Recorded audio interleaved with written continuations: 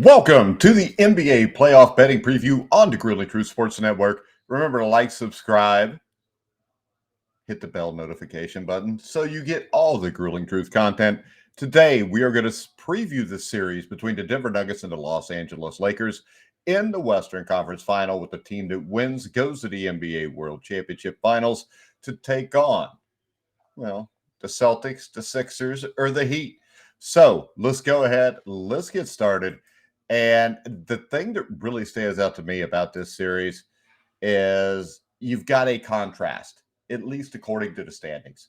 The top seed in the West versus a play-in tournament team. No play-in tournament team has ever made it all the way to a conference finals.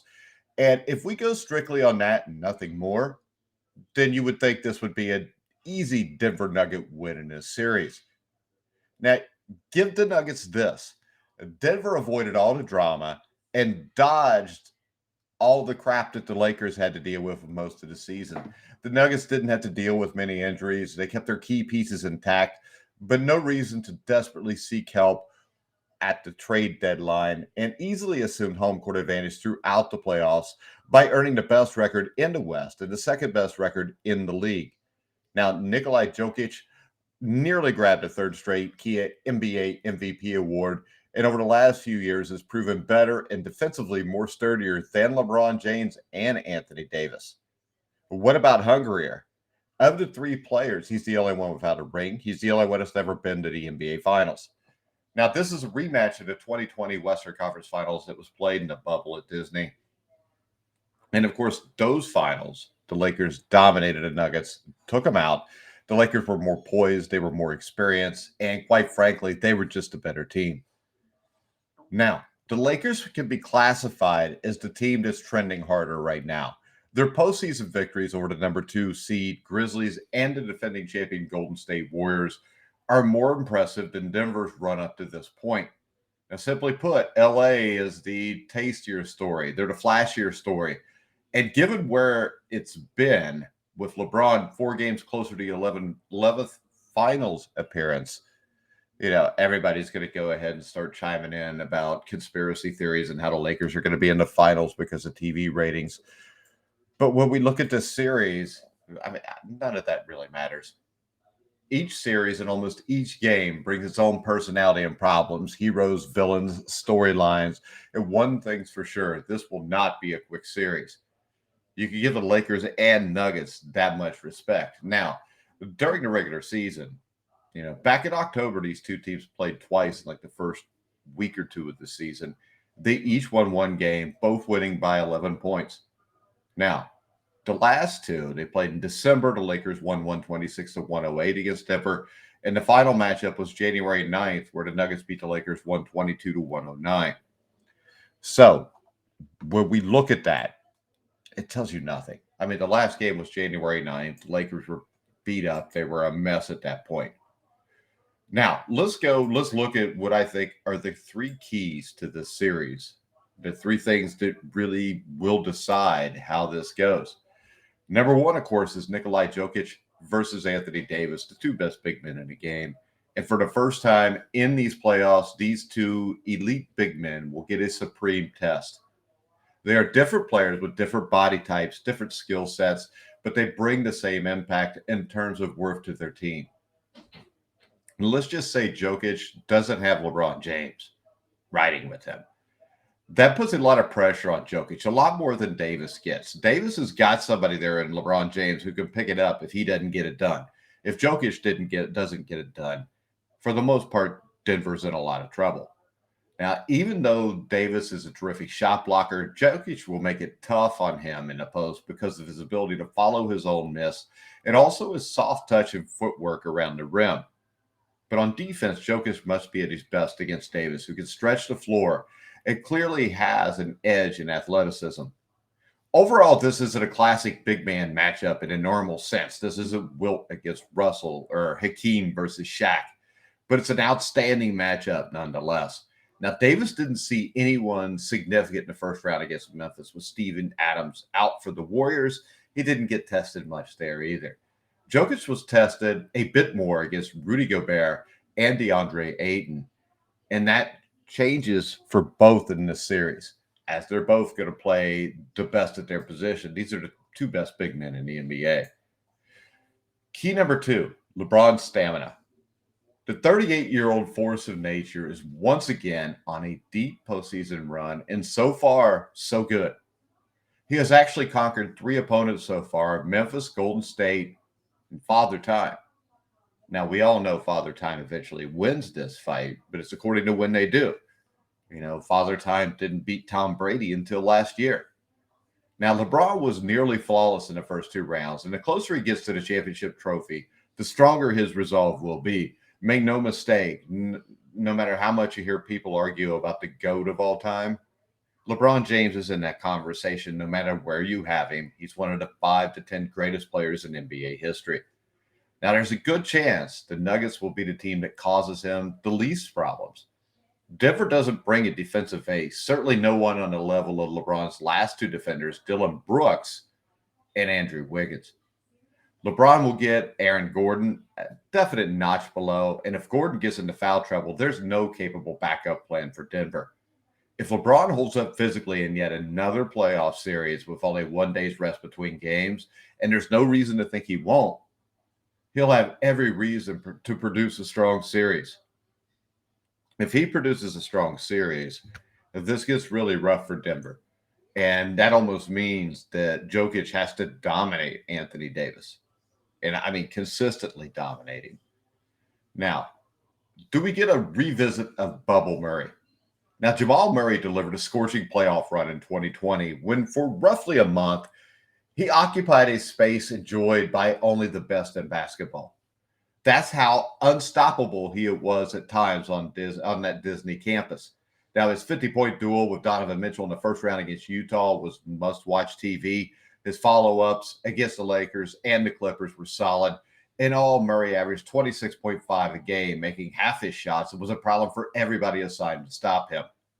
That said, it's still his career highlight. Injuries certainly have played a role. He missed an entire season plus after knee surgery, and inconsistency has followed him since. He's an unorthodox point guard who yields playmaking duties to Jokic and can be a streaky shooter at times. He will need to be at that bubble peak for Denver to win this series. Because once again, the Lakers, make no mistake about it, they're not a play-in team. They had a lot of issues during this season, which put them in that play-in tournament. Now, who's the X factor in this series? There's always an X factor. And my guess here, it'll be the Denver Nuggets Caldwell Pope. It's hard to believe, but the Lakers threw him into a pile a few summers ago in their trade for Russell Westbrook. I believe Denver got the best of that trade. Well, Denver ended up getting the best trade because they get Pope, and Pope is a stud. And Russell Westbrook, well, he was one of the champions. I mean, I just don't know. It was a bad trade. Russell Westbrook is a guy who has always been kind of selfish. He brings these teams down. Pope is not. Pope was one of the 2020 championship heroes for the Lakers when he consistently hit big shots against Miami to help win the series. He was loved by LeBron and Davis for his willingness to show up and show out. And they missed KCP up until this February when the roster remake reduced his absence.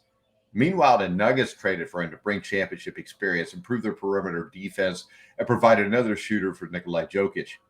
And for the most part, KCP has fulfilled those expectations. He falls too much in love with the three-pointers at times, and he probably lost a half step defensively from a few years ago.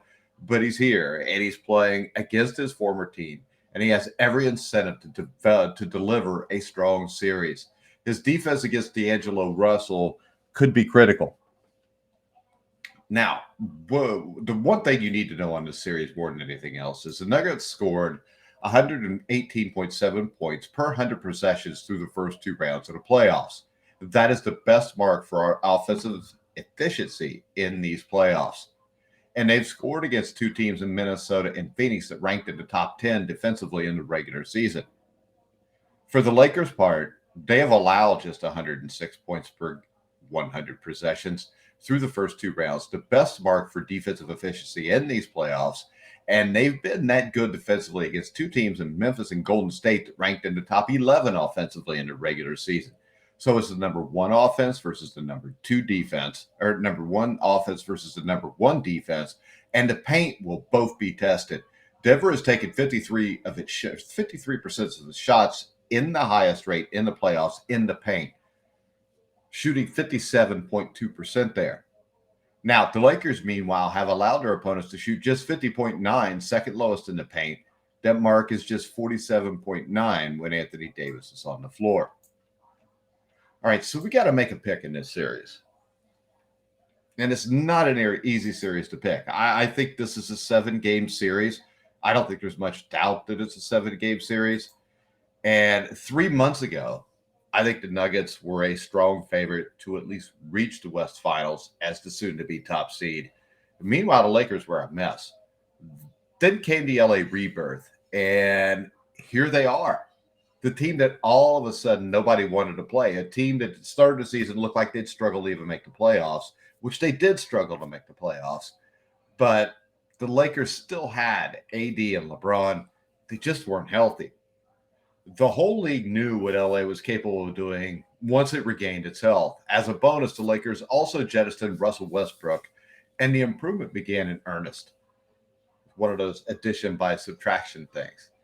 Now, while the Lakers' rotational pieces have been better than expected and are more consistent than the Nuggets bench, this series can really be summed up in this.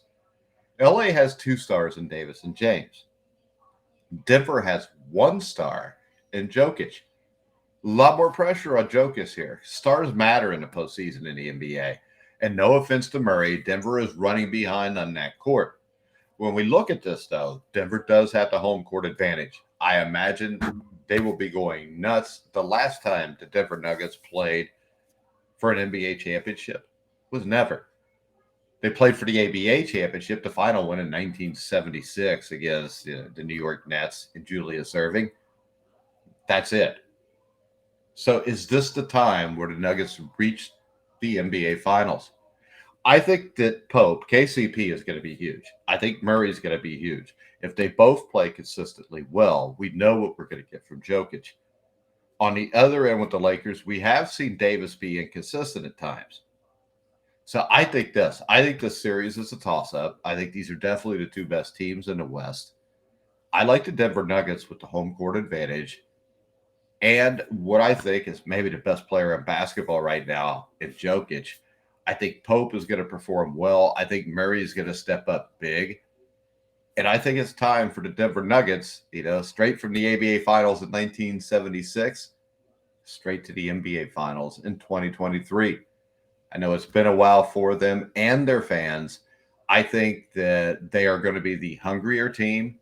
And I like the Nuggets to win this series in 7 games, guys. And I think it's a huge stretch either way because this is a 50-50 series to me. But I'm going to go with the Nuggets in 7. All right, guys, make sure if you're going to bet this series, you bet it at BetMGM. You can find the link in the description below on the video on YouTube. And you can also find the link in the description in the Facebook version of this video. Make sure you follow us on Twitter at Grilling Truth. Make sure you like and subscribe and hit the bell notification button so you get all the updated content from the Grilling Truth. Look in the next 24 hours to have a NBA Eastern Conference Finals preview, which will be between the Miami Heat, neither the Boston Celtics or the Philadelphia 76ers. All right, guys, as always, I'm Mike Goodpaster. You've been watching and listening to the Grilling Truth, where the legends speak.